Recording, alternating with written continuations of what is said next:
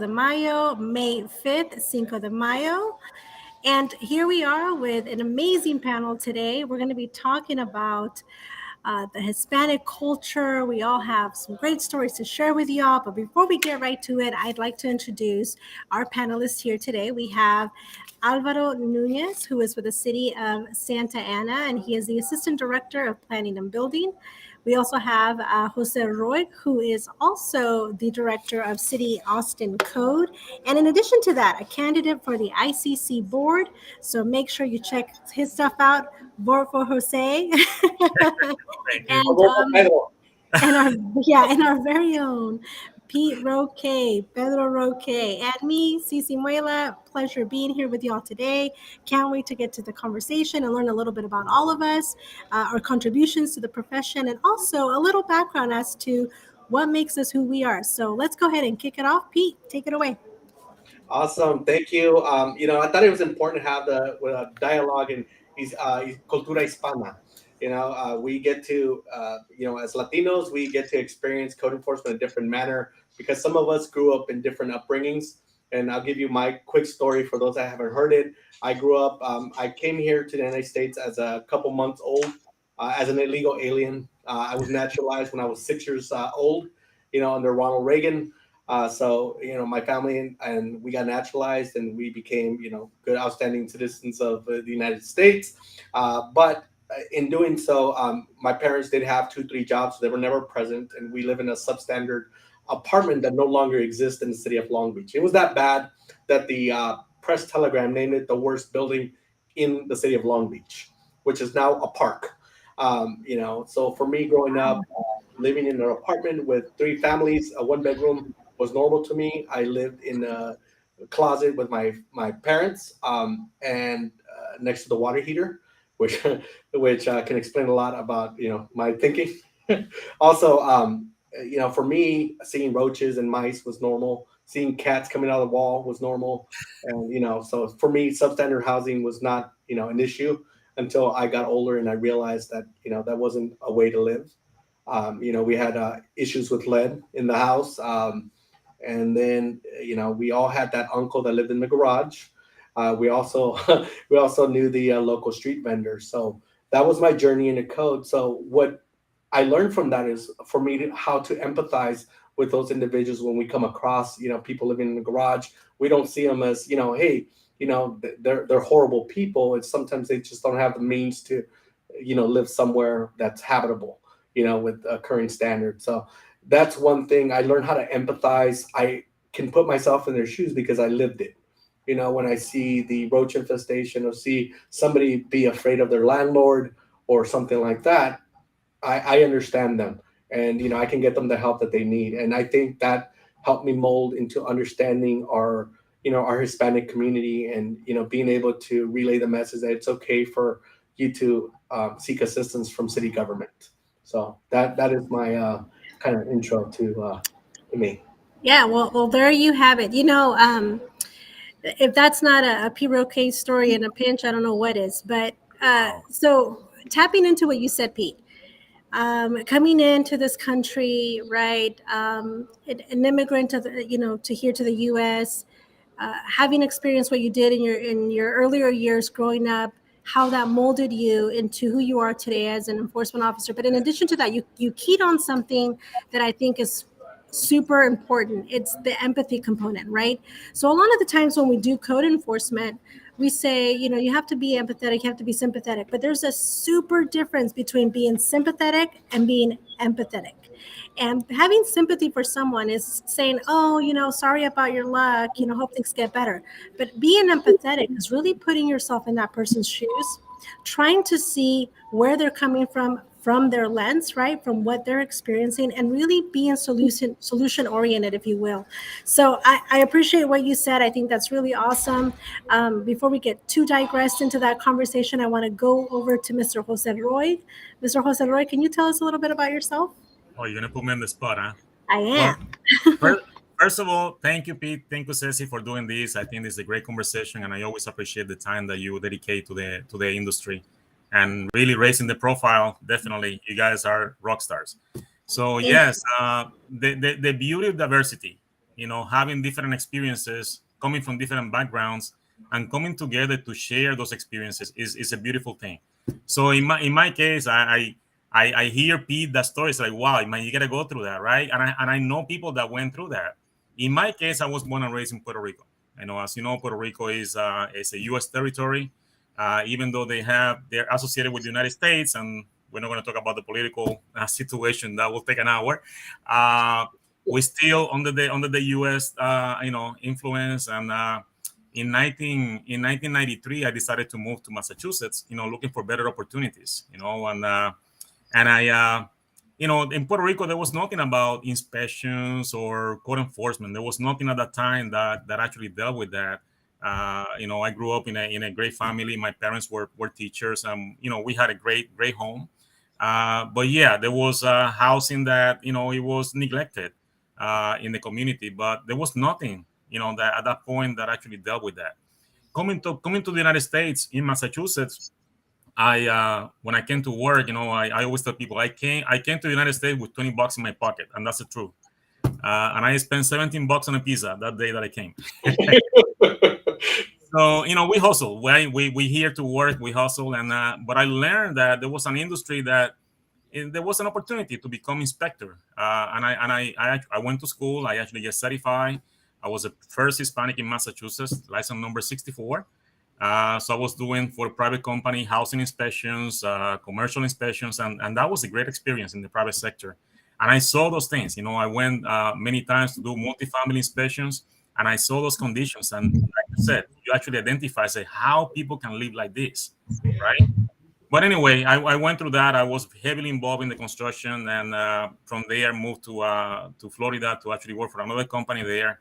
In 2007, I come to Texas, and I started working for the public sector, and that's when I really realized that I can make a difference in the community. When you actually become a public servant and you go out and you see that. So I started as a building inspector. So I come from that background, and in 2018, I had the chance to come into code enforcement in the Austin Code Department. But I worked very close with all the inspectors throughout all these years, so I knew exactly what they did. And the thing I love about our industry and our using our backgrounds and like I said, different filters, right? Because we come from different backgrounds, so we have different filters to see things, but connecting with the community and listening to the community. And I hear my inspectors go like, I went to this apartment. I don't know how the people can live like this, making sure that we can make a difference, for anybody, for somebody. And we see there's a lot of Latinos in the community that we help, and we try to connect with everybody, with the diverse, view of things and situations that we deal with. And we make a difference. We do make a difference, and we use those experiences that we have from in our background to actually get there. But it's inspiring to actually hear Pete and those stories. Yeah, I couldn't agree more. And I think you said something like license number 64. Is that what you said? I was number Um, 64 in My Massachusetts. goodness, I think we're like way into the thousands, Mr. Jose, just to razz you a little bit.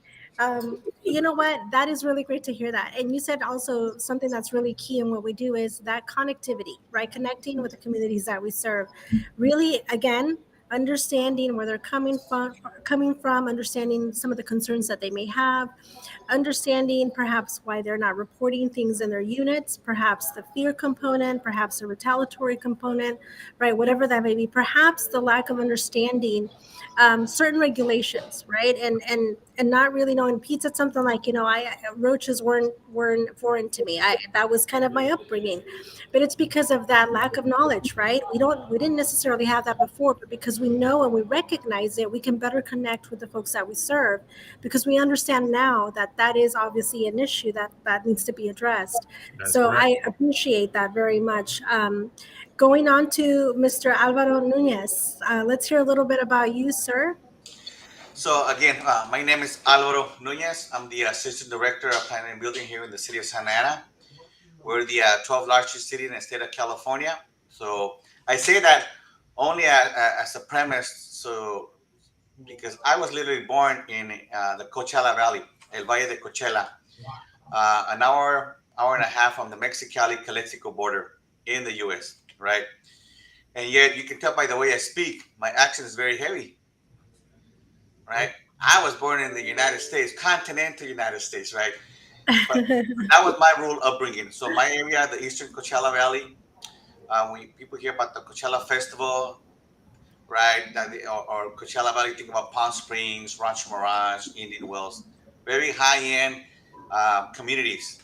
My upbringing was more of a rural area. It was the Eastern Coachella Valley, right? And I said an hour and a half from the Mexican border because you had that proximity, right? And so my accent, in that sense, then becomes that type of regional type of perspective. Kanak Jose, you could tell, right? He has that Caribbean accent, right? For us, even though we were born here in the U.S., because of the proximity, you still have that sense of accent that says, hey, I should practice my English a little bit better, right? But I say that because it's kind of an introduction of who we are as a community here in California and in the Southwest. This cultural perspective, we keep talking about it ourselves, right? Who we are, how we become, and how that becomes part of our impetus to do better, right? I grew up working, my first jobs were working in the fields, 13, 14 years old. The last time I picked grapes, you're right, we talk about Latinos and famous Latinos like Cesar Chavez, the leader of the United Farm Worker Unions and all this. But I pick grapes. I finished my first year at the University of California, Irvine. I still went back to my house, to my home, and I picked grapes because guess what? That's what we do, right? So when we get this sense of coming to college and then starting internship, this is how I started in the city of Santa Ana. Your eyes open, right? Pete, you talk about that sense of upbringing. Jose, about this sense of who we are as a community, but we bring all that, right? More importantly, we bring that pioneering spirit. See how you said batch 64 in 1990 something, we're still new, we're still the first, right? That's the kind of spirit we bring from folks who are similar like us. We're the first Latino here. We're the first Chicano here, right? And so we talk about that kind of accomplishment because we recognize, you talk about empathy. It's not so much that we recognize that distinction, is because we are that community. It's not a distinction. We talk about our uncles or cousins or como decimos primos, tíos, abuelas. You have that because that's us. Right. When I moved in Santa Ana, I bought in Santa Ana, I bought the tea leaf and everything. I still believe it. When people hear me talk of the 25 years plus in code enforcement, moving up the ranks, right? What's that song by, was it Dean Martin? Rags to Riches story, Tony Bennett. Yeah. When I retired, when Yeah. I retired, that's what the song is, the Rags to Riches story, right? I didn't think I was going to be doing this, right? It's an important industry because it pays well to a certain extent, but we help people, right? People think about life safety. We always think about the structural components, fire and police. We do that and not more, but we do exactly that because we help people live their lives in a better, more improved manner. You talk about the apartments, right? It's unbecoming of us not to think that we help people's lives at a moment's notice. When you want to work in local government, when you talk about being public servants and you can touch somebody's life every day, very few industries can say that at this level. When we write out folks, we will say violations and corrective notices because we forget that the notice of violation, the administrative citation, the notice of notice are corrective notices. It's never punitive. It's always to make improvements. It's always to correct something. And in that sense, it's always to help something. That is who we are, right? The fact that we are, and I will say that because I know all four of you, and then Jose to a certain extent only by election through Pete, is that we're workaholics, right? We get up every day thinking there's not a problem that's going to overwhelm us, right?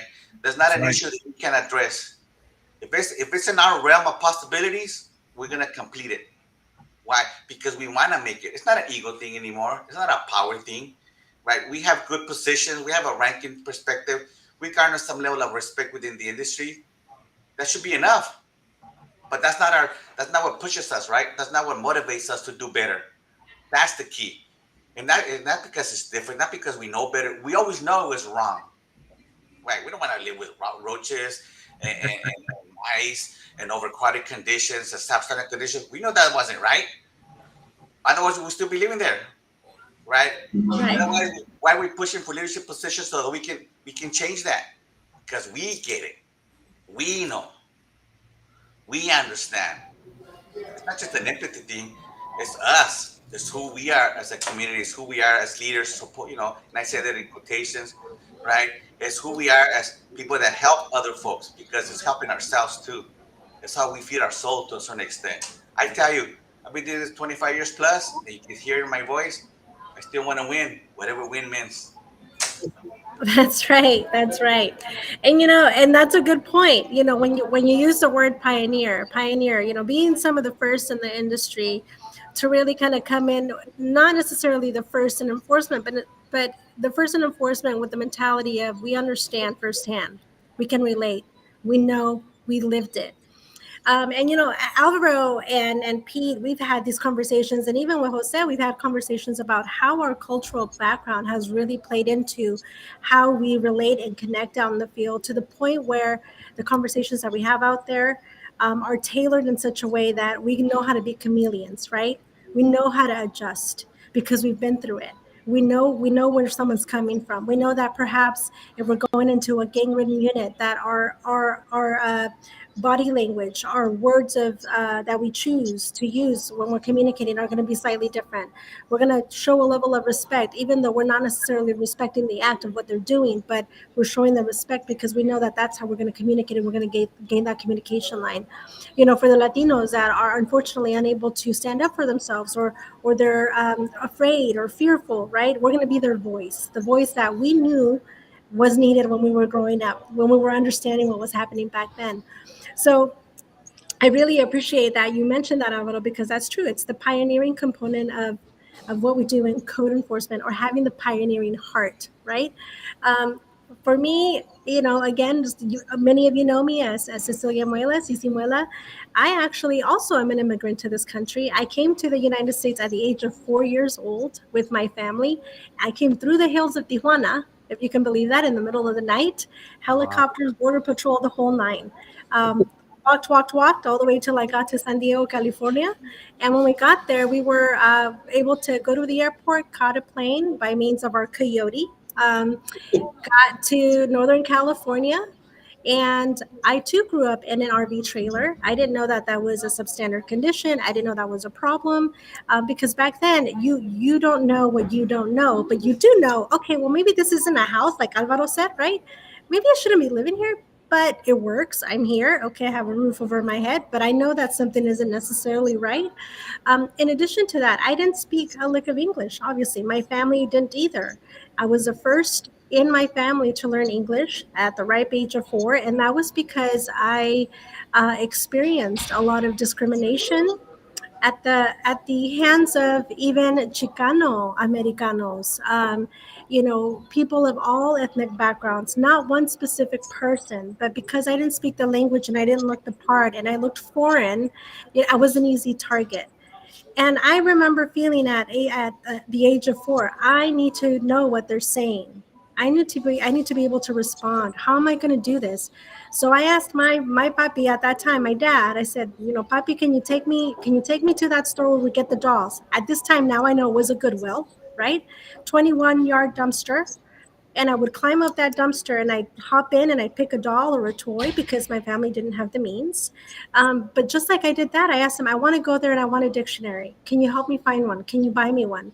So I found a Webster's dictionary. My dad bought me a Spanish English dictionary. And I spent the rest of my summer, 4 years old, reading that dictionary, trying to learn English, trying to get that under my belt. And I learned it. I was the first in my family to learn it in a month. Um, Wow.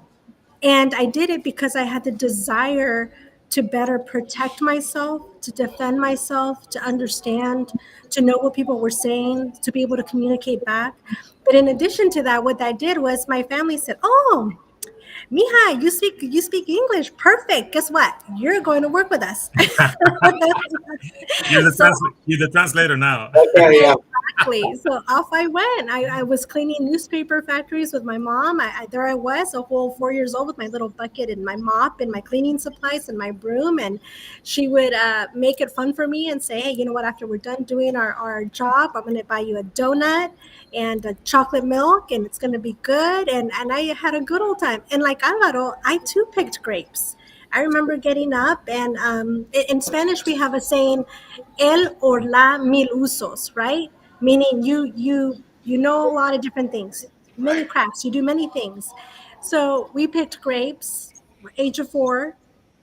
Would ride out to the vineyards. There we were picking grapes, de-weeding the big bins of grapes that everybody was dumping in there. And in addition to that, stripping copper wiring, a newspaper route, the cleaning of the offices, anything to make ends meet. And once we got on our feet, we ended up in an apartment building that had a little storage shed right on the side yard. And me and my sisters, my dad had taken us to a ranch that belonged to one of the winemakers, and they had sheep. And so we're like, we want a sheep, we want a pet. He's like, we can't do that, we can't have that. He's like, okay, fine. So we had a sheep for a pet in our backyard, right? My abuelita, she slept in the storage shed that was right there adjacent to our apartment building. We had no clue, right, that this was not code acceptable. We just knew there's a little house, una casita. We could make it into a room. They can live there. Why? What's so wrong about having a sheep as a pet, right? So there's a variety of different things in our cultural background that, in retrospect, you look at those things and you're like, wow, look how those things have molded me today. Look how much I appreciate the value of a dollar. Look how much I appreciate my education. Look how much I appreciate our communities that we serve, because I can understand and relate to their experience. I can understand where they're coming from. Um, you know, a lot of what we do, Jose, Austin is remarkable in community engagement. Santa Ana, all of the staff there, remarkable at community engagement. Um, and community engagement and being out is so resourceful. I remember doing an event talking about substandard housing, and I had a group of Latinos community members sitting with me, and we were talking about different code subjects, and then we broke for dinner. And I said, do you guys mind if I sit here, and we'll talk and get to know each other? And they said, sure. It's like, so you're an inspector? Yeah, I'm an inspector. I'm a code inspector. Yeah, so you probably have no clue of all of the perils that we endure, all of the things that we have to go through. And I said, actually, let's talk about that. And I said, ¿Sabían ustedes que I too am an immigrant? And I told them my story. I said, yeah, I came in just like any normal person would think somebody comes into this country, right? I too had a coyote that brought us in. I too lived in a place where perhaps it's now considered substandard. And when I said that, they said, oh my God, but Yes. you're not the normal Latina. And Alvaro, Jose, and Pete, you guys know what I'm talking about. The normal Latina, right? The people that make it, that then unfortunately have this newfound attitude of, I've made it, so therefore I'm not going to help. What we've done based on our story is use those as the forces that we need to say, I get you. And because I get you, we're going to work together versus I don't want to help you. So it was really rewarding for me. And I was so excited for this panel because I think that a lot of the times we walk through life not knowing the background of a person and not knowing why that person is who they are. So getting to know your stories is just that for me. Getting to know why you guys lead amazing teams. It makes sense, right? It makes sense. Everyone came with a common goal for a chance of an opportunity. Alvaro, Right. you grew up on the field. You picked grapes. You saw, right, firsthand what it took. The opportunity component and why we want to be able to bestow that upon the communities that we serve. What about UP? What do you think are some other added cultural components that really enact the change that we need when we're communicating with folks out in the field?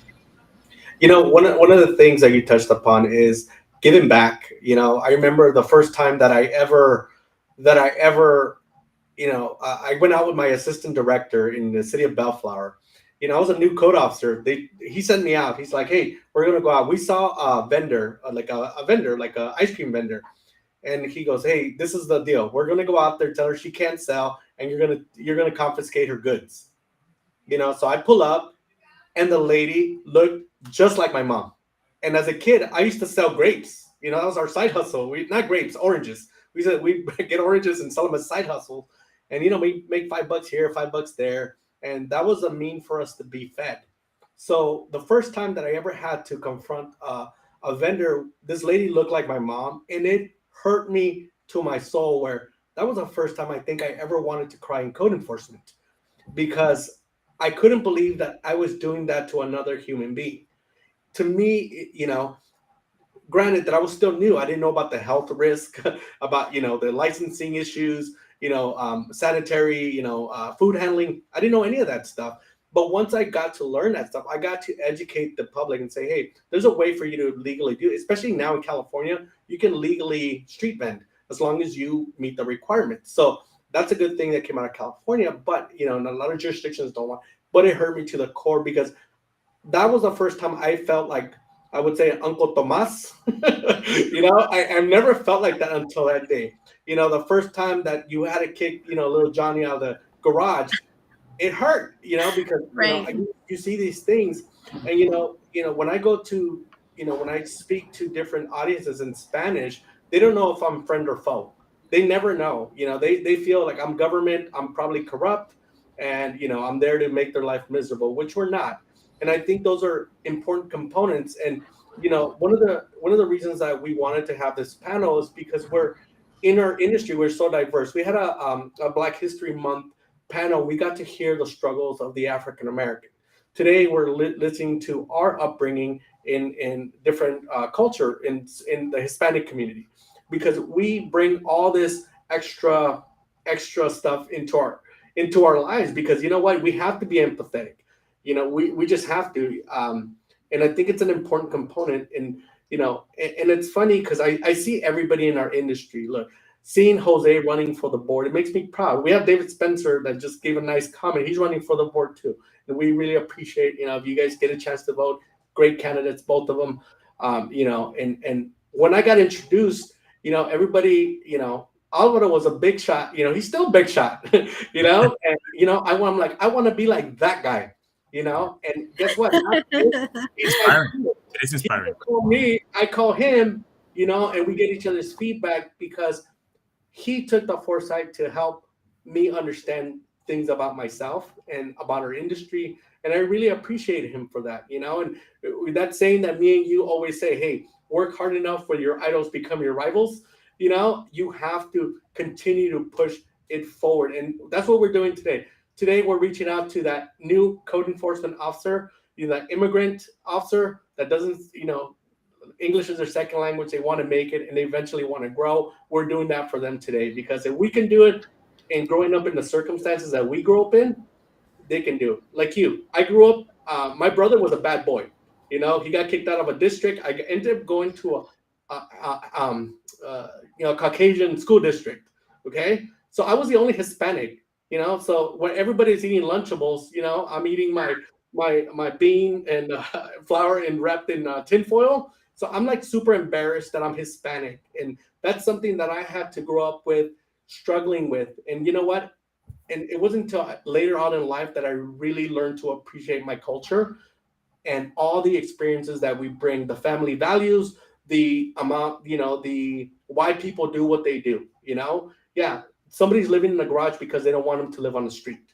We understand this. We understand why you have your uncle and your aunt and your cousin living in the same house, because where else are they going? Their family. Where else are they going to go? So you understand these things. Once you understand, and you understand the repercussions of, some of the actions that they may be doing, and they may not know it's wrong, and you can explain it to them why it's unsafe, it just elevates you and makes you a community partner in the Hispanic community. So with that, that's pretty much, like, that's what I get out of a lot of what we're doing. And I'm going to pass it over to Jose. So Jose.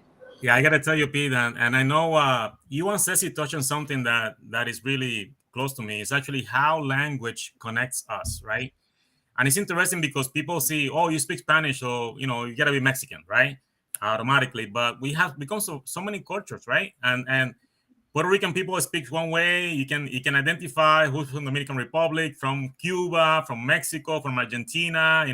You can tell, even though we speak Spanish, but it actually connects us with the community. So growing up, because I actually spent my adult life, I was 24 years old when I moved.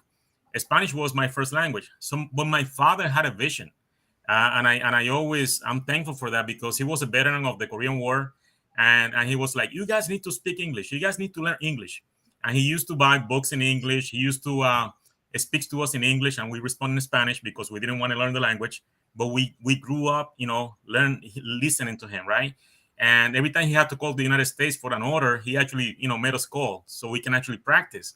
So when I had to move here, I was like, whoa, wait a minute. Yes, I do need to speak the language, right? So it was easier for the transition. But the fact that we are bilinguals and being able to connect with the community, I'll tell you that it actually helped me on my career, because in Massachusetts, we actually saw a need for the Hispanic community that, they wanted to buy houses, they wanted to, but they didn't have the education. So we created seminars in Spanish for first-time home buyers, right? And I remember this is interesting. My first meeting as a director for Austin Code, we brought a tenant advocates with tenants into the department, and they were really not happy, right? Because the conditions on the properties and so on, and they were like blaming the code. You guys not doing enough. So we brought them in, and we have, I'm introducing myself as a director, and we had these Hispanics there, and we got interpreters for them. So there's this guy, and his name was Jose too, and he's explaining all the issues that he's having in the apartments, and why you guys are not doing anything about it. And the lady's translating in English, so everybody, and I'm just looking at him. And when I direct myself to him, I actually spoke in Spanish, and the whole environment changed in the room. At the end of the meeting, we were the best. We did everything they needed. We were there to help them out because they knew we were listening. We're just not listening to an interpreter. We actually listened to what they were saying and understanding what they were saying. And that's what I told him. I understand what you're saying. I'm here for you, and we're gonna work on that.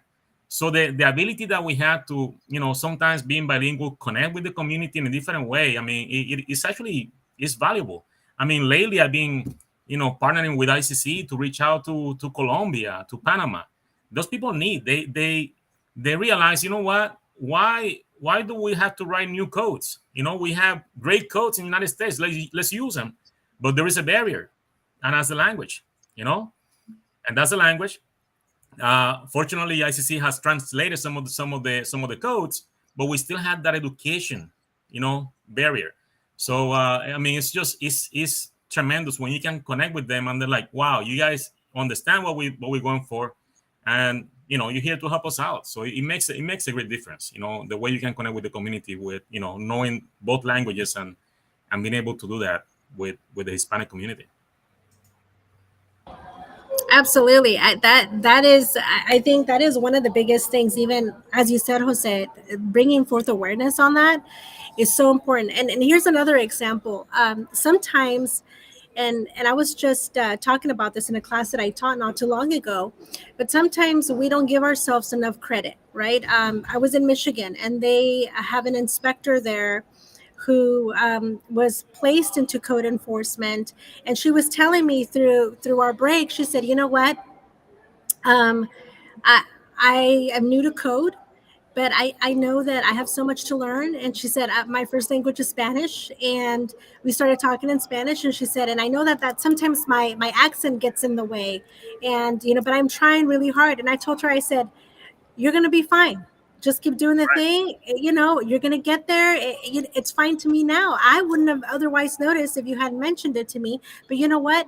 There's some value to our language. There's a value that you said, Jose, where all of a sudden you're like, oh, I'm connecting with somebody. They understand me. I don't have to get a translator. That's great.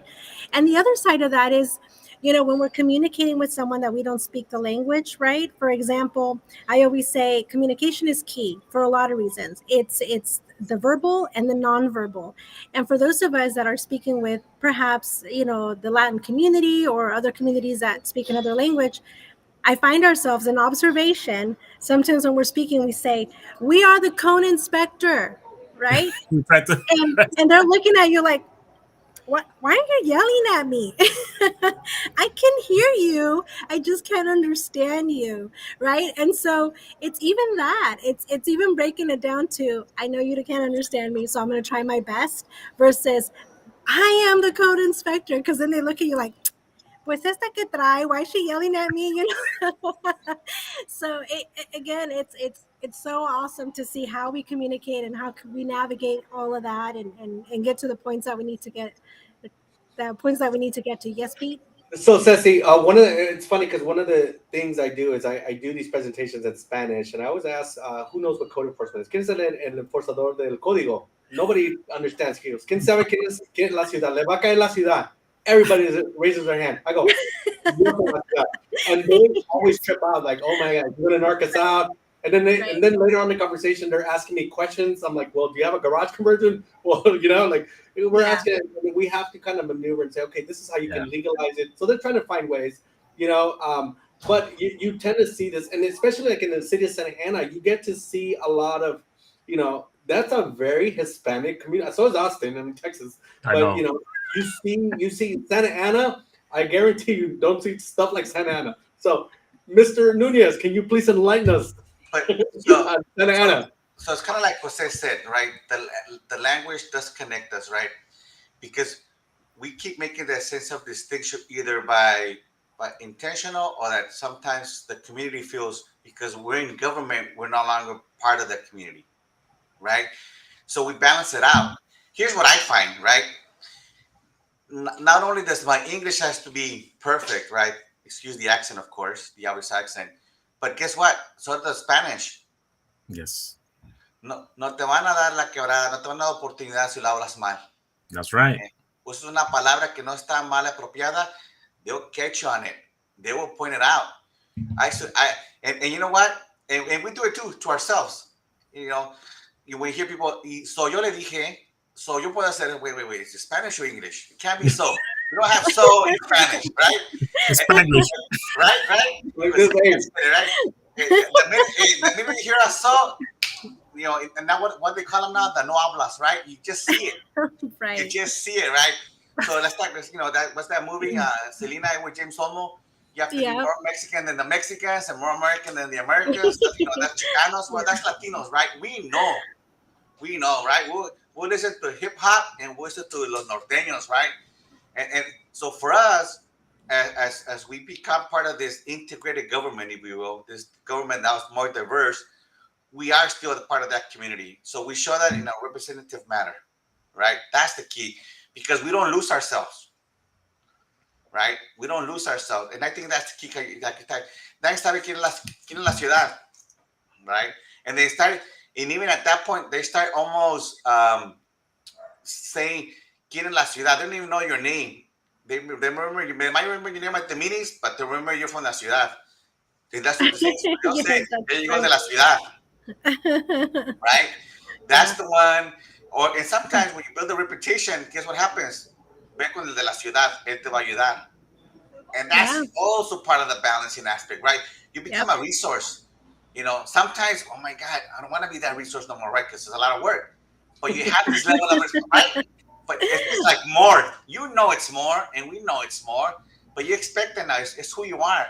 You can say you can stop. You can say you can, curtail it, but it becomes part of your DNA, right? Especially, I think for us who are first generation, not just first generation into gaining this type of job, but in this sense of accomplishments, if you will. When we talk about that, remember how we started this whole pioneer spirit, this sense that we're the first ones, right? When I tell now my story says, hey, my father was a bracero, right? One of those, and they look up what bracero means, part of the guest worker aspect, right? And then what that means for us. And then now me being at this position and still being bilingual. And like I said, I don't just have to be a good English speaker. My Spanish has to be Yes. impeccable when I communicate, right? Because the ladies will come, the guys, gentlemen will come and say, oiga, para el futuro, no se dice el council, se dice el cabildo. Se dice, sí, entonces, then I, well, señor, no necesariamente, pero el cabildo es diferente a una distinción. Then you start going to Spanish, kind of usurping them. Wait. I know what I said. It's not an easy That's true. translatable. Es kind of like Jose was saying, wait a minute. En Cuba no se usa igual. Right? El cabildo puede ser los miembros del Congreso en Puerto Rico. Not city Yep. council, right? So, and when you start doing that, and you almost not show it up, but you almost say this in a way that says, "Hey, wait a minute, we know," and it's a higher level of respect. But also tells us, right, that we have a responsibility, even as we continue to go in an industry, that we still maintain that strong sense of connected cultural diversity. That we still nurture that part of our being, right? That we stay with that language component. That we continue to educate because we understand, like Jose said, I know the difference between the Mexican, the Dominican, the Cubano, and that's why I said that this. No, señor. Si vamos a ir a Nicaragua o a Puerto Rico, el cabildo va a ser completamente diferente. And that's what we have to adapt. We have to adapt. Right. Yeah. Exactly. So when we say that, and they get impressed, and then I say, no, señor, no, una cosa es un ejido comunal y otra cosa es otra cosa, right? You almost have to, because we can't afford to lose that sense of not necessarily understanding, but educational component, so that we garner the same level of respect. And then after that, you don't have to do it anymore, right? Because the position speaks for you. Él viene de la ciudad. Welcome de la ciudad. Él te va a hablar. They might not remember Alvaro. They might not remember Pete, Cecilia, Jose, pero el de la ciudad. And for whatever reason, was you give your number to one person, and that number is gone. Big mistake, rookie mistake. Right. And you know, we do it in the beginning. We do it in the beginning because we want to be helpful. And then it becomes, quote unquote, and I say that in a nice, facetious manner, becomes your curse. It's the giving that never, it keeps them coming and coming and coming for service, but it becomes part of you. You know that because part of your DNA, right? And that's what you talk about diversity, the sense of cultural understanding, the sense of language capability. Look at how it sounds. Sounds, wow. No, it's still being community. Siendo la comunidad, para la comunidad, como la comunidad. That's right. What it means. And you're right. We are probably, 70-80% of our folks in Santa Ana are Latinos. And one thing, Alvaro, you know what? You are so right on the communication skill, because Cecilia will clown me on my Spanish. My Spanish is horrible. I had to take a Spanish for Spanish speakers. Yep. I'll be the guy to say, voy a pasar mi vaca en la curva. That's what I'm saying. We're harder on ourselves just because of that. And that's why I like to sing in Selena. Remember with James Olmos, they're going to the trip, and he said it. No. Remember, paraphrasing the scene. Yeah. You have to be more Mexican than the Mexicans and more American than the Americans. And some people say, well, that's not right. You can get into this whole, self-criticizing what it really means, but that's a story for another day. I get it. Guess what? I do want to be more American than the American. And guess what? I want to be more Mexican than the Mexican. Why not? Right? ¿Por qué no? Why? Yeah. That's what I told Pete. Yeah. Don't embarrass it. Don't embarrass me like that again, Pete. You better get the language right. Yeah. Okay? Hey, just don't Spanish. Wow. She does not say that. All she does is this. Don't start translating in Spanish and use the word so. So yo le dije, no digas so. That's like a giveaway. And you know what, too? Even looking at the expansion of that inspection, I remember, going to an inspection, and there's different types of traditional Latinos, just like in any culture, right? The traditions are different. So, for example, I was responding to a call of a sewer line leak onto the public right of way, and I showed up, and the wife was home with the daughters, and I said, I'm here, soy la inspectora de la ciudad, necesito hablar con ustedes, need to let you know about the sewer line. And I said, oh, wait, no, say no more. We're waiting for Dad. Dad needs to be here, right? So then by then, the brother, the other kids had gone home, the grandkids had gone home, and we're still sitting there waiting for the dad to come home, right? But it's a respect thing. So the dad comes home, and he walks in, and he sits down, and he's like, okay, you're the inspector. What's wrong? Tell me. Talk to me. And I'm looking at him, and I'm thinking to myself, oh my gosh, I'm talking to my dad right now. I'm having a conversation with my dad right now. But even telling him the things I needed to tell him, his immediate response was, just take my house, just take it. You know you want it. Just take my house. I know that's what the city wants. And being able to talk him down to, no, senor, no, sir, that's not what we're here for. We want to help you. But it's that I work so hard. I want to get this done. It's my house. Why are you here telling me what to do? So it's really breaking it down to them, right? And showing that level of respect because, yes, and in a lot of traditional Latin families, like familias Latinas, they have that hierarchy of respect, right? Where we know you're going to tell us something, but dad has to be here first. He needs to hear it, and then whatever dad decides, then we'll go with that, right? So it's almost like you gotta talk to the dad, and you gotta know how to talk to the dad, and again communicate with the dad. So it's those different layers of maneuvering inspections and making sure that we're getting it right. So it's really it really tailors us to look at things from a different lens, if you will. So, Cecilia, one thing that I want to outline in this panel is, you know what, we chose Cinco de Mayo for diversity because it has a significance to the Hispanic community. So we chose this date.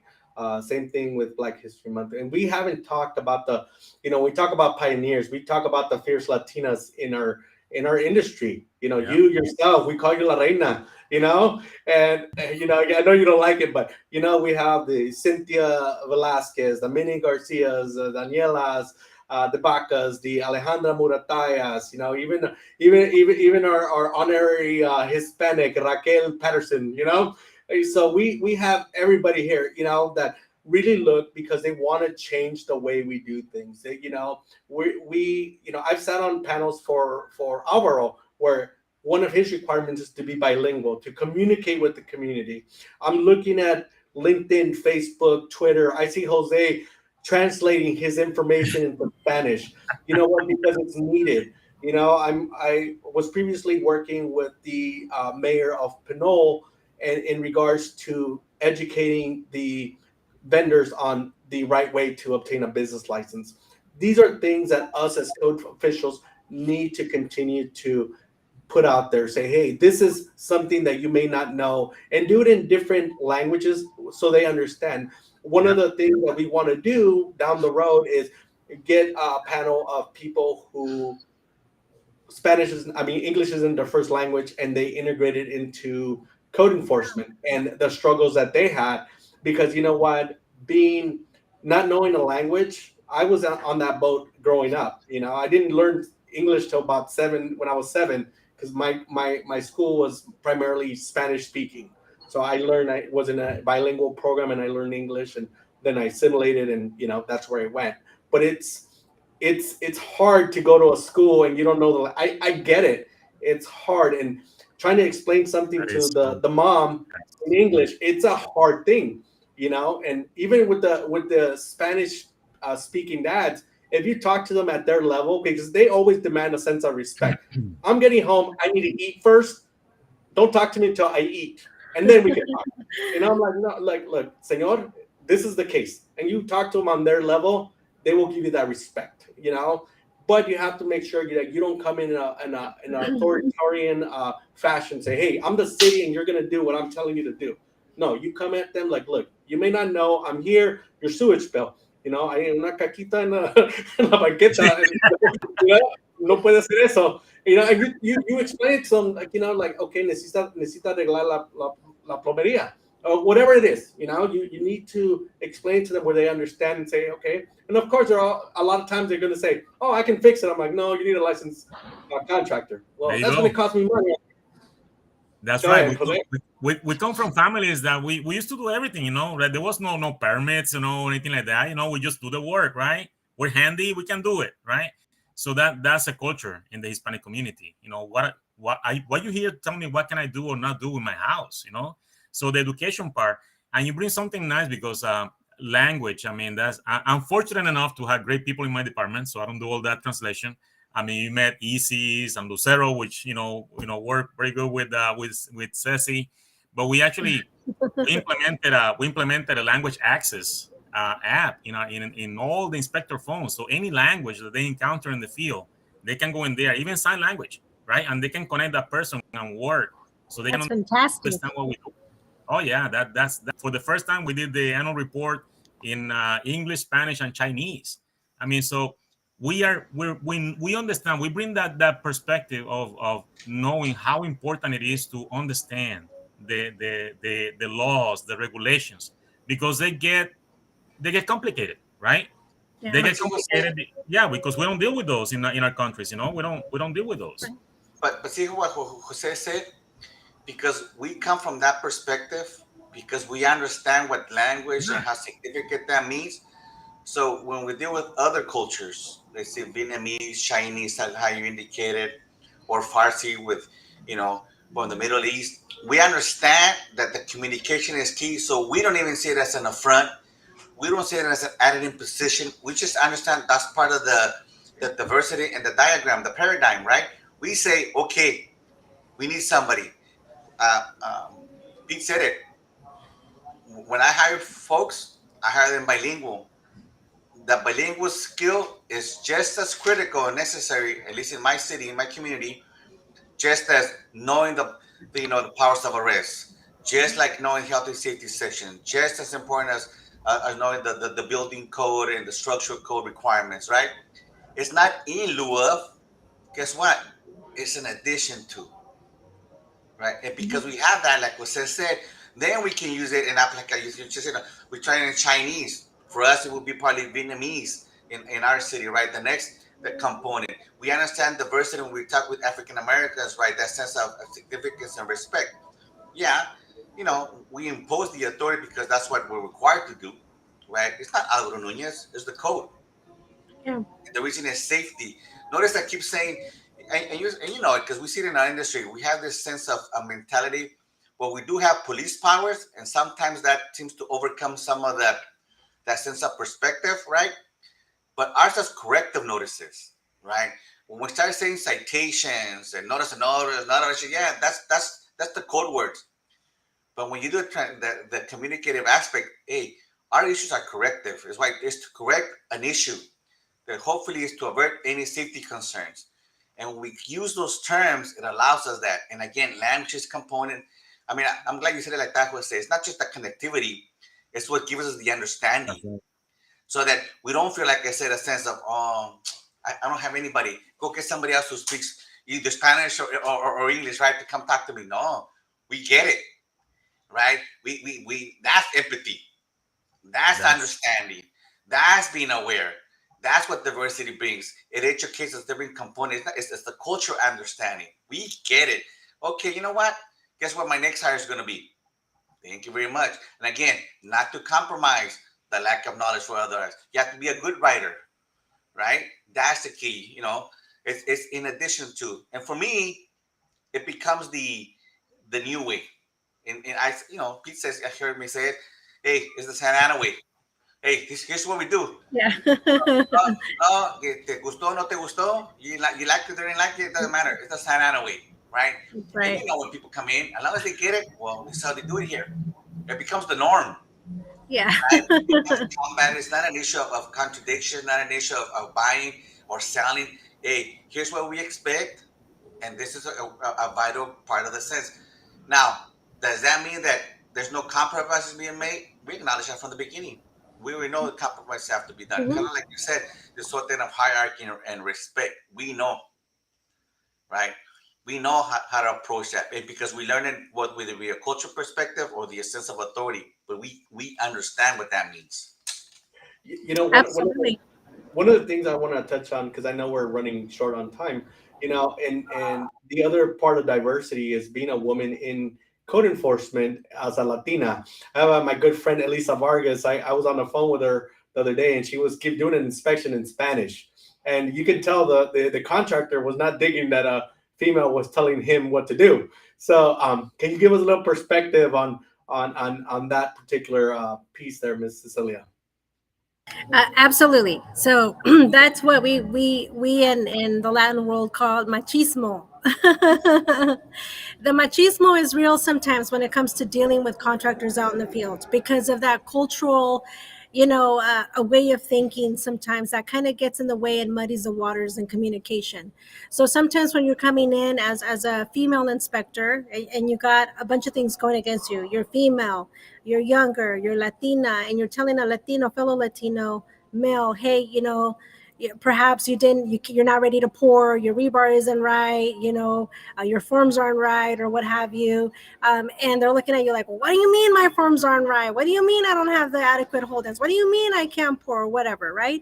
So they get a little upset, like, what are you going to teach me about what my job is? So you get a little bit of that hesitation, and that's actually true across the board, even all the way through, when you're coming in from that aspect. So it really takes the ability to, like Alvaro said, be better than the contractor that you're talking to, always preparing yourself, right? Going to that along the same lines of the movie Selena, ser más mexicano que el mexicano, ser más contratista que el contratista.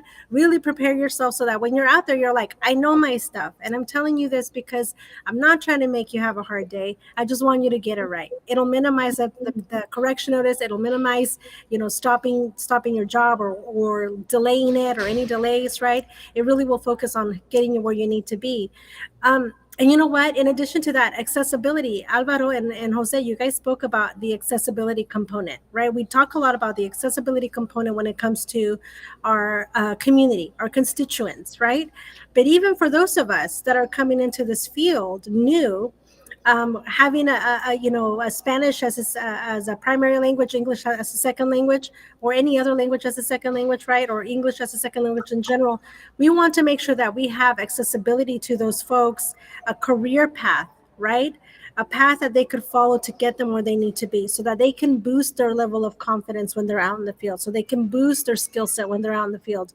Alvaro, you and I are of the mind, and you and I have had conversations about when we hire folks. Yes, the certifications are perfect, that the experience is great, but we're also looking at quality. We're looking at attitude.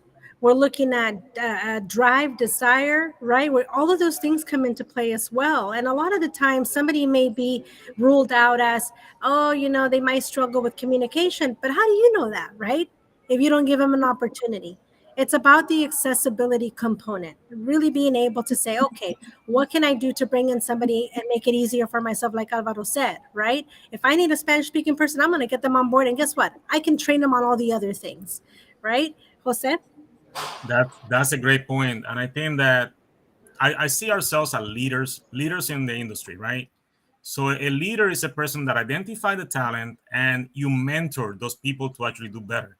So when you see those people that, from your community, like I have another Puerto Rican in my department, it's like, okay, and we identify, right? Because he has a flag in the cubicle and we can talk about the stuff. And I want to see him succeed, right?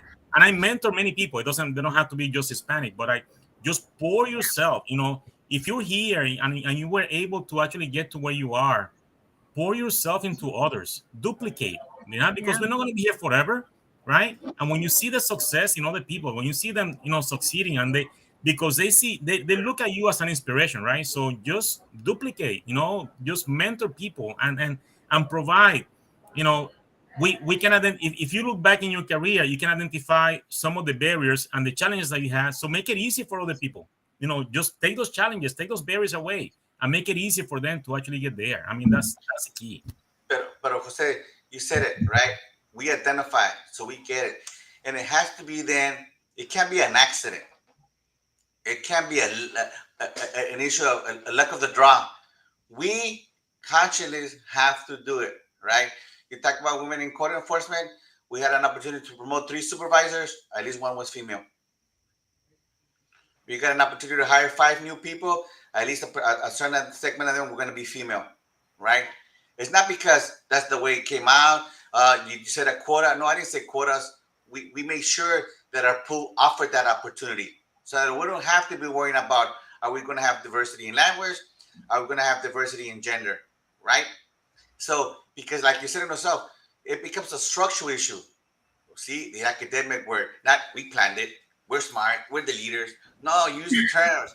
This is a structural component. This is a need for the community. It's a vibrant need of diversity, equity, and inclusion. Wow. What it means is we know what's hard for us. How about we make it easy? That's right. right? And so you talk about, like you said, we're not going to be on for a long time. That's the legacy. No me las gracias a mí. You don't have to thank me. Hey, guess what? We made structural changes, and that's the word about, how we start with this word pioneer just leaked out, right? Is that that's what pioneers do. They make it easy for the next folks. They make it easy for the next folks that are coming in after you. That's the key. So you Thank are you, doing Larry. sure, Jose. I know. I see. No, that Yeah. this is the summer. This is the summer one. So it's like Wow, look at that.